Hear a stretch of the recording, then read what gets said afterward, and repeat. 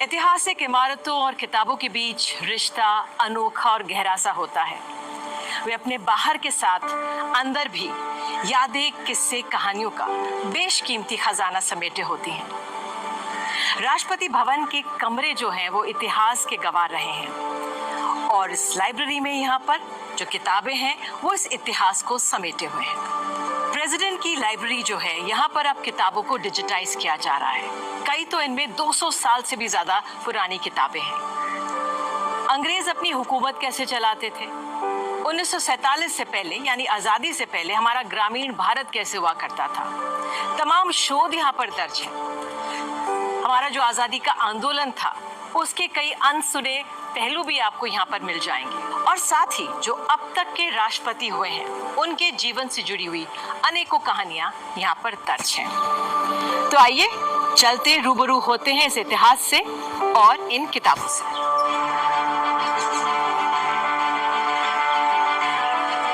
तो एक बार फिर राष्ट्रपति भवन की भव्यता, इतिहास को समझने और महसूस करने का अवसर मिला है।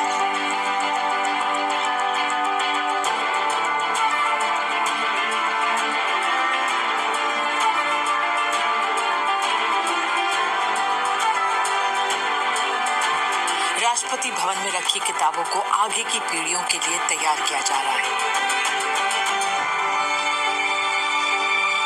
किताबों को अब डिजिटाइज किया जा रहा है।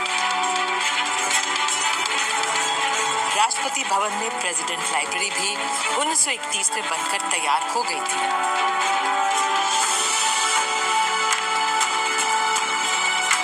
यहाँ पर अब 35,000 किताबें हैं। 5 से 6,000 रेयर किताबें हैं। अब तक 11,000 किताबों को डिजिटाइज किया जा चुका है। हालांकि ये सिलसिला पहले शुरू हो चुका था, लेकिन अब बड़े पैमाने पर हुआ। राष्ट्रपति द्रौपदी मुर्मू ज्यादा से ज्यादा बहुमूल्य किताबों को सहेजना चाहती थी। बहुत बहुत धन्यवाद एनडीटीवी की तरफ से कि आपने हमें समय दिया और आपकी जो ये लाइब्रेरी है, इतनी प्रेस्टिजियस लाइब्रेरी है, यहाँ पर हम सबको आने का मौका दिया है। बहुत महत्वपूर्ण काम यहाँ पे हो रहा है। इतनी पुरानी किताबें हैं, यहाँ पर डिजिटाइज इनको अब किया जा रहा है। ख़ास तौर से जो हमारे इतिहास के छात्र हैं, शोधकर्ता हैं, उनको इससे बहुत मदद मिलेगी। आपकी समय का एक बहुत बड़ा योगदान एक तरह से होगा।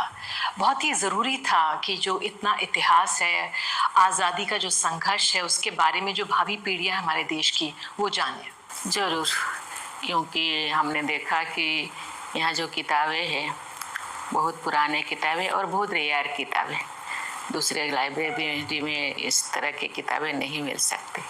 किताबें जो पढ़ाई जाता है बार बार पढ़ने के बाद उसका थोड़ा पुराना हो जाते हैं, इसीलिए आप ही का जो डिजिटाइजेशन के ज़माने में उसको डिजिटाइजेशन करना ज़रूरी है। इसका बहुत सारा फ़ायदा है क्योंकि एक साथ बहुत सारे बच्चे एक साथ पढ़ पाएंगे और हाथ में भी ले कर के, मोबाइल में ले कर के, क्योंकि इतने बड़े बड़े किताबें लेकर पढ़ना थोड़ा मुश्किल है। आजकल के ज़माने में बच्चे पढ़ पाएंगे और इतिहासकार या शोधकर्ता भारत के इतिहास के बारे में जान पाएंगे, भारत के आज़ादी के संघर्ष के बारे में भी उनको पता चल जाएगा। ये बहुत बड़ा योगदान है, इसलिए मैं यहाँ के जितने स्टाफ को मैं धन्यवाद देना चाहती हूँ और मैं जो उनको बोली कि जो किताबों को डिजिटाइजेशन करना चाहिए वो शुरू कर दिए हैं और इससे लोगों को बहुत फ़ायदा हुआ। आपके बारे में हमने कितना पढ़ा कि जब आप स्कूल में, आपको पढ़ने का बहुत शौक था, स्कूल का कभी भी दिन आप मिस नहीं करती थी। आपने शिक्षिका भी आप रही पहले, पढ़ाई का महत्व आप जानती हैं, लेकिन अब जब आप हमारे देश के राष्ट्रपति हैं, क्या आपको समय मिल पाता है किताबें देखने का, पढ़ने का, या कैसी किताबें पढ़ना पसंद करती हैं अब आप? ऐसा ही है कि मैं जब मेरे दादी नानी ने मुझे बोले कि आपको पढ़ना है, क्योंकि वो महसूस किए थे कि पढ़ना ज़रूरी है, वो तो पढ़ाई नहीं कर पाए थे, तो मैंने पढ़ना शुरू किया। लेकिन पढ़ने का जो रिजल्ट तो मुझे मिला, तो इसीलिए फिर मुझे मौका भी मिला कि पढ़ाने के लिए भी। तो मैं ज़रूर पढ़ना चाहिए। पढ़ने से कभी कभी हम सोचते हैं कि नौकरी मिलेगा, बड़ा ऑफिसर, ये बात नहीं है, क्योंकि नॉलेज के लिए भी पढ़ाई ज़रूरी है। और अभी मुझे पहले जैसे मैं पढ़ती थी शायद इतना समय नहीं मिलता, लेकिन मैं सबको कहना चाहूँगी कि सबको पढ़ना चाहिए और ज्ञान अर्जन करना चाहिए। फिर ये सवाल कि छात्र तो जानेंगे, किताबों के बारे में पढ़ेंगे, लेकिन जब आप बोलेंगी तो लोग उसको और ध्यान से समझेंगे।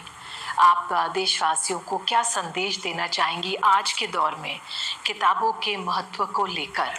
देखिए, आज के ज़माने में ये डिजिटाइजेशन के दुनिया में, कंप्यूटर के दुनिया में कभी कभी बच्चे पढ़ाई से हट जाते हैं। मैं सबको कहना चाहूँगी पढ़ाई ज़रूरी है, क्योंकि जितने भी हम कंप्यूटर से हम संरक्षित करके रखें, फिर भी किताबें ज़रूरी है। जैसे भी हम कंप्यूटर में, मोबाइल में अपने चीज़ को सेव करते हैं, इसी तरह अपने माइंड में भी सेव करना ज़रूरी है। ये चलता फिरता कंप्यूटर है, आप पढ़ेंगे तो बढ़ेंगे। इसीलिए मैं सबको कहना चाहूँगी पढ़ना ज़रूरी है। आप जितने पढ़ेंगे इतने आपका ज्ञान अर्जन कर पाएंगे, और पढ़ने से ही देश भी बढ़ेगा। इसीलिए पढ़ना ज़रूरी है। अब जितने भी आप आगे बढ़े टेक्नोलॉजी में, लेकिन खुद को सशक्त करने के लिए पढ़ाई ज़रूरी है। बच्चों को मैं कहना चाहूँगी, पेरेंट्स को कहना चाहूँगी, बच्चों के टेक्नोलॉजी के साथ साथ के किताबें पढ़ाना बहुत ज़रूरी है। बिल्कुल, आप हमारे साथ जुड़ी। लग तो रहा है बहुत बातें आपसे करूं, लेकिन आपका समय भी सीमित है, लेकिन आपने हमें समय दिया, इसके लिए बहुत बहुत धन्यवाद। और आपने जैसे महत्वपूर्ण बात कही कि पढ़ाई करोगे तो उसका रिजल्ट आप देख ही रहे हैं। हाँ, तो शीर्ष पद पर आप बैठी हैं, बहुत महत्वपूर्ण है। बहुत बहुत धन्यवाद मैम जुड़ने के लिए। धन्यवाद।